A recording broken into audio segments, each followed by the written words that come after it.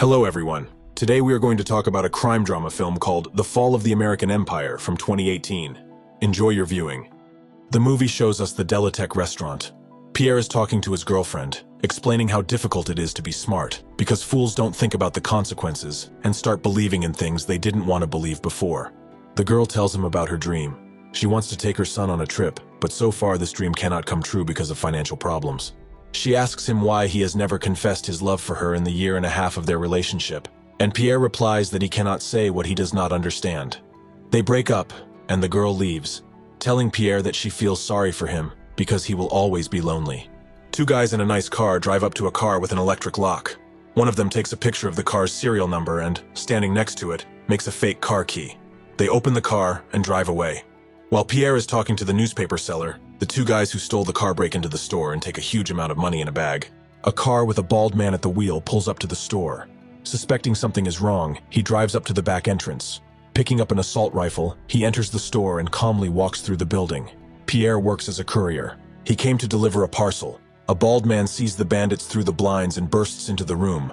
One of the bandits throws a gun, and the other shoots him in the chest, but the man also hits the criminal. One of them runs away, and the man runs after him. On the way out, the criminal is wounded, drops his bag and runs away. The man with the assault rifle is shot in the back by the second guy, but he manages to turn around and eliminate him. Running out into the street, he falls dead. Seeing the money in the bag, Pierre grabs both bags and throws them into the car. He is stopped by the police.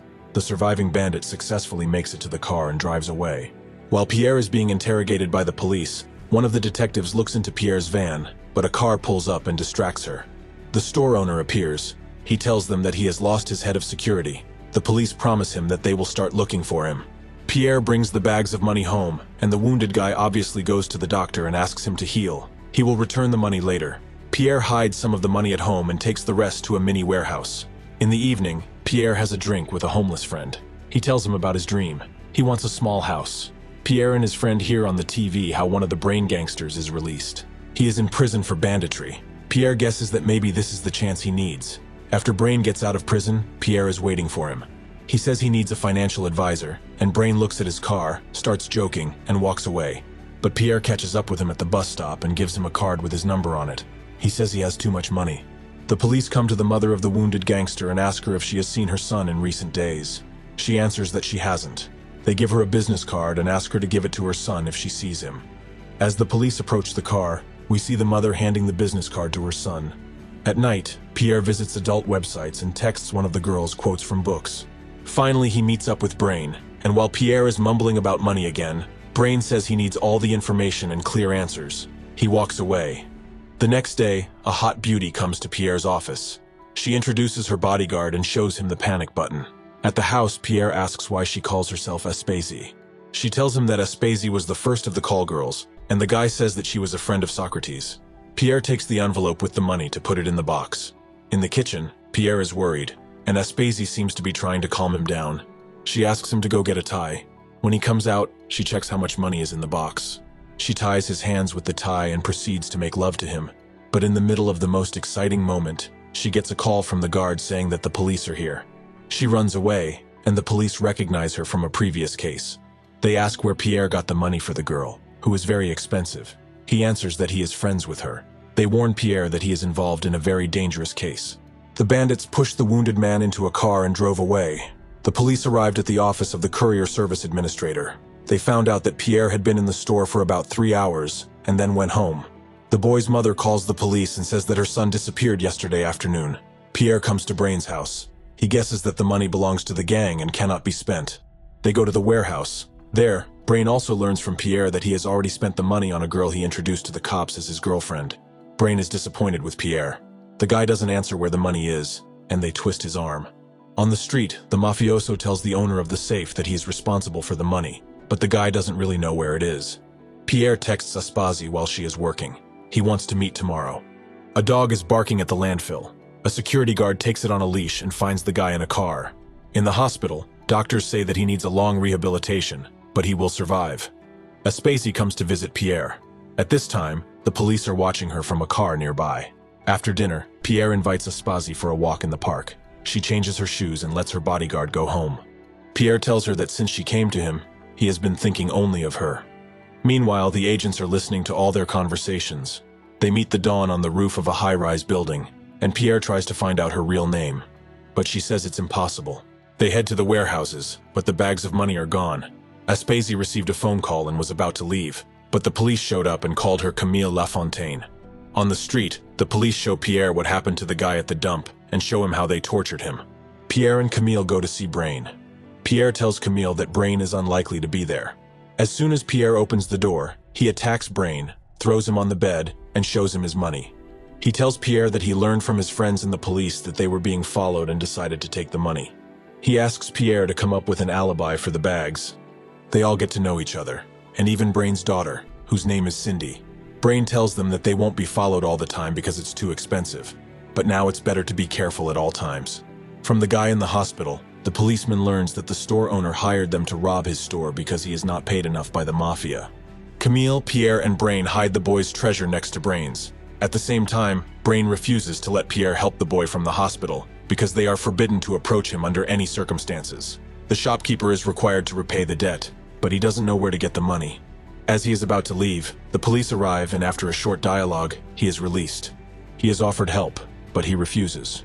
Pierre arrives at Camille's house and thinks that he is the first man in her house, but she interrupts him and says that she had a husband. She got the apartment after the divorce. Pierre throws money on the table to pay her for the day's work. She tells him that he can't leave the money here.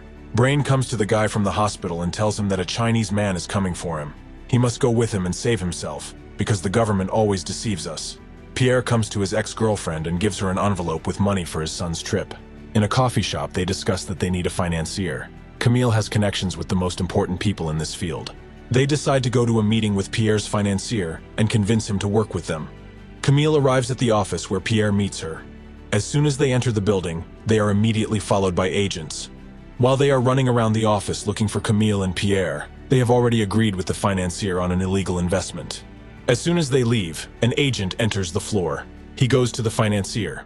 They don't ask him anything, and the agent tells him that people like the financier ruined his father's career, and instead of going to the math department, he went to police school. On the ground floor, the agent's employee offers him a place to stay. After the night with Camille, the agents wait for Pierre. They ask about the man who went with him to the warehouse. Pierre comes up with an alibi that the bags contained clothes, and that the man who went with him was Bill, a homeless man. The woman asks to see the clothes that bother Camille, and Camille asks for a search warrant, but it is not yet available.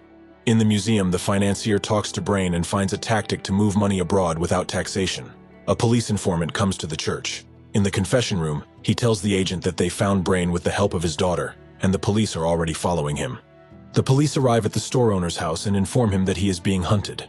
The police offer him protection, but he shows them the amulet and says that he believes in its protection. They meet in a park and discuss that the money will pass through the world and end up in Switzerland. There they will be able to spend it at their own discretion. The financier takes out a flash drive with information and gives it to Camille. He says that the guy is lucky to have Camille. At this time, the police are taking pictures of them. Pierre asks Brain to spend some money for his friend, but he refuses. Camille offers to lend him her money. At the bank, she opens her safe deposit box and says that she has many of them all over the city. That's where she keeps her savings. She trusts only cash because the state cannot control it. She asks Pierre to take as much money as he needs. Brain makes a deal with Pierre's ex. She says she will find an office for the charity. The guy is already rehabilitating in a gym, and the store owner is being liquidated in his own store. The police realize that the money will be taken abroad, but they don't yet understand how. While the financier is making arrangements with his friends, the cops come to him and show him the photos. The financier again runs away from all answers. Brain and Camille dig up the money. Pierre is being followed, and he leads the cops to the office. While he walks around the building, Brain and Camille bring the money into the office. The cops agree to search everyone except the financier. The police have a search warrant and need people to conduct the search, but all the cops are at student rallies, so they will have to wait 2 hours. Pierre gives the bag of money to a woman who is supposed to count it. The police are given people to search, and they move on. They let the last client go, and Brain deletes everything from the laptop and sends it to the container. At this time, the police are already outside the building. The last customer leaves the building, and Pierre's ex takes the container to a store to sell. The police find nothing, but realize that they are being deceived. At the golf club, a girl approaches the financier and says that she is a friend of Aspasie's. She is worried about him and asks him to meet her at the hotel. In the evening, the financier arrives at the hotel room and the girl is waiting for him.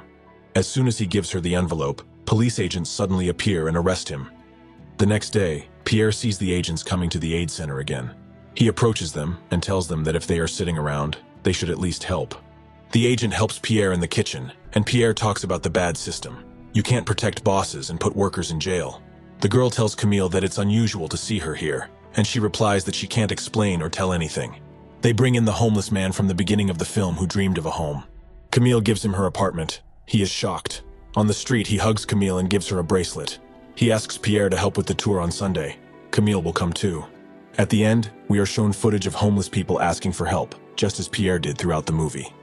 If you have watched the video so far, you should know that I am happy to have viewers like you. Thank you for watching to the end. Subscribe to the channel and follow the news. Klontsak Recapped was with you. See you soon.